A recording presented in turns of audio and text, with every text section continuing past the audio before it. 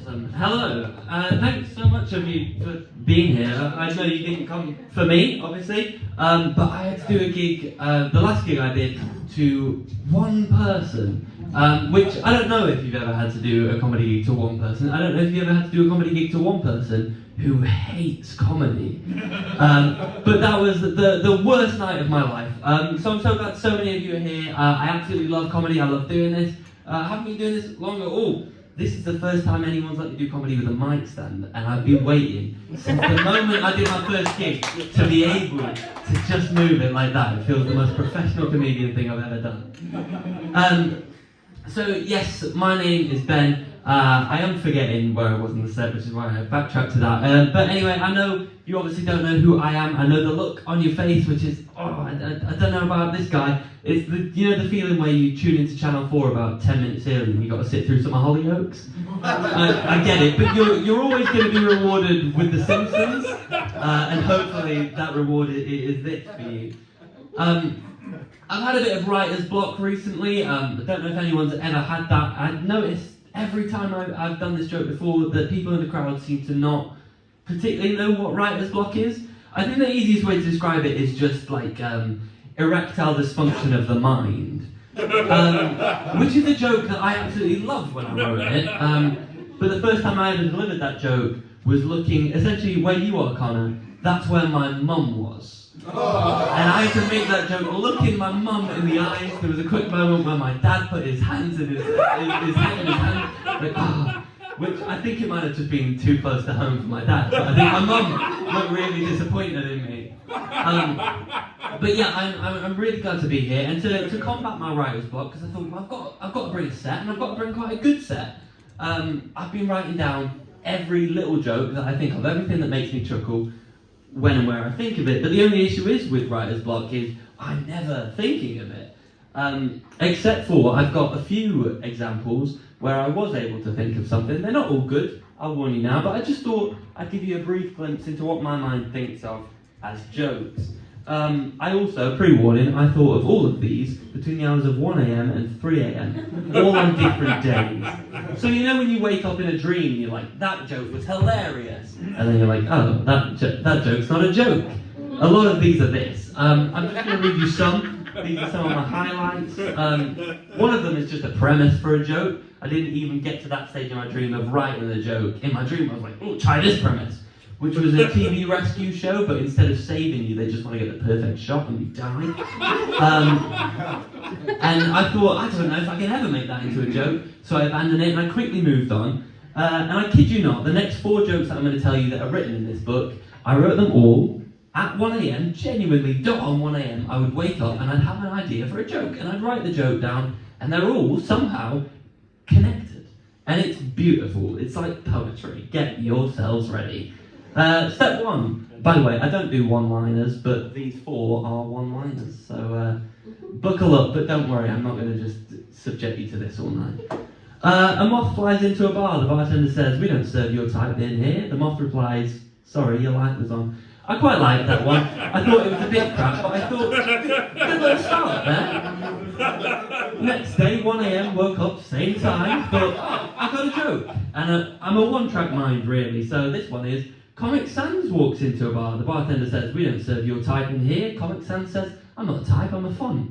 Now, that's a little joke if you're a design fan. I love that one. If you don't get it, the next joke that I wrote the next day might help you get it, which is Helvetica Bold walks into a bar. The bartender says, "We don't serve your type in here." Helvetica Bold says, "Oh, yeah, fair enough." Because it is a type. Because that's the difference between a type and a font. There you go. And the last one, the 4th joke that I wrote on that night, it felt like synergy almost. Because the joke that I came up with, a bartender was cancelled today for mass prejudice. That's just the joke that I wrote, and it ties it off. Oh, lovely. It's a slow burner there. I love this joke. It felt like that moment in Power Rangers when they all come together and form a tiger robot. I was like, this is the best thing I've ever written! But I love that one. The next day I was like, still on it, I'm going to write another joke. This one wasn't connected. It was just, the average reading age of a Sun reader is 7 years old. And then I tagged on to that, is this a fact or a joke? Even when I was hard sleep, I was aware that this joke is built on very fragile foundations. I looked it up as well. It's a genuine fact. It's the most, I'm not saying they're all 7 years old, but they all have the reading age of 7, which is dismal. The son can read. The son can't read. Anyway, so I've been doing a lot of thinking recently. I've been thinking about things I'm scared about. I've been thinking about fear, because a lot of scary things have happened in my life. I've recently moved out. I live by myself for the first time ever. I live in a nice little flat, but all by myself, and every time I hear noises in the dark, I shit myself. It's the most scared I've ever been. And I'm not scared of the dark. I've never been scared of the dark before, but now every time I hear anything, I'm like, they're coming! I don't even know who's coming, but I think someone is. Someone's out to get me because I live on my own.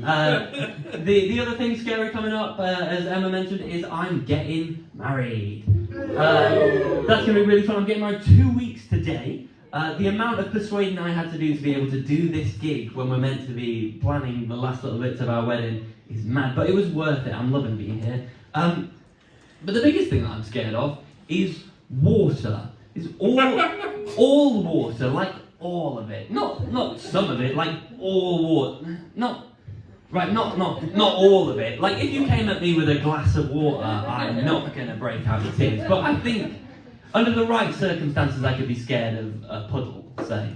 Like, if you were slamming my head into a puddle, I'd be scared. And I'm scared of all water, and my fiancé is big on swimming. I can't swim at all, because I'm scared of the water. But I've been trying to get better with that fear recently. We go to Cornwall every year, we're going back this year, but there's always a bunch of lifeguards there. It's just a thing they have.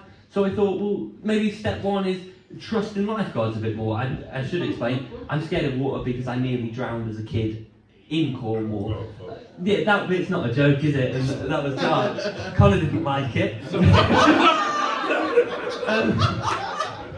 But yeah, so it was that's where that came from. So I thought, well, let's try and conquer that fear and trust in lifeguards a bit more. So I've been watching. I don't know if you've ever seen shows like Bondi Beach Rescue. I've been watching that. I've been watching a lot of things on TikTok where it's lifeguards, and they're all these impossibly attractive lifeguards, like men, women, all just gorgeous people. And you have to think. I think I've broken this now. You have to think, are they always this attractive? Like, they have to save people's lives. There has to be a moment where they're like, right, sirens are going, oh my gosh, someone's dying, we gotta go now. Hold on, I've just gotta curl my hair, just sort this great foundation. How do is my contouring alright? Is it blended in well? Oh, great, yeah, right, let's go. And I think, I don't get it. I don't get how you can look that attractive in that job. And there are genuinely scenes where they'll rush down to the beach, they'll have been drowning for minutes, and obviously there's only this short period of time that you can save them.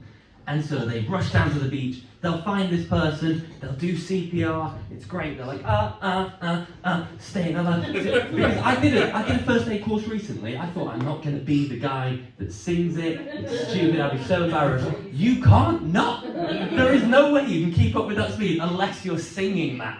So I imagine they have to do that. So they go down, they're doing that, Actually, I don't think since COVID you're allowed to do any CPR. So they're more just...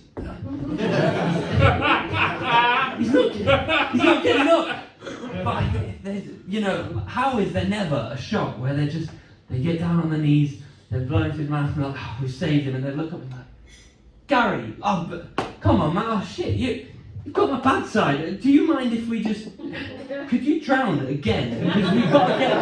I really don't like being filled on the right side. Can we get that again? Is that not... Yeah, that's right. Is it... Right, he's gone. Yeah. Oh, whew. Right, so what we're going to do now, could you restart filming? Oh, yeah, puff my chest out a bit. Yeah, that's great. Thank you for the suggestion, Gary. That's really... Oh. We've lost him. I don't know how this doesn't happen. I don't trust lifeguards. I think they're awful. But long story short, I haven't conquered my fear of water. I'm still petrified. I'm petrified of all of it, and I think I would be scared of a glass of water in retrospect because I don't trust these people to save me. And I recently suggested a workaround to my fiancé. I said, "Don't worry, I've worked it out. I think I think I know a way around my fear of water. And she goes, what is it then? And I'm saying this while we're on holiday, we're on the beach. What is it then? I was like, oh, if I could stay here and you can go swimming, and think about it like when we're married and we've got kids and we're having our family, well, I'll stay with the kids on the beach and you swim. And she goes, well, why? What does that help? They can't go to swimming. Like, well, what if there's a tsunami? She goes, well, what if? And I go, well, at least I can run. We don't want our kids to be orphaned, do we? At least I can run and you stay in the sea, you die. Which apparently it turns out that's not the right thing that you should say to your fiancé. Not on the beach, not on the beach during the rain and the wind. And she said, I'm a heartless monster. But we are getting married, so it's all fine. I don't know how long I've been doing this. It probably says on here. 10 minutes, great. Well, in that case, I'm going to wrap this up. Thank you guys, you've been very, very lovely. And I've loved speaking to you all. You've been great. You can clap, that's fine. Thank you so much, guys.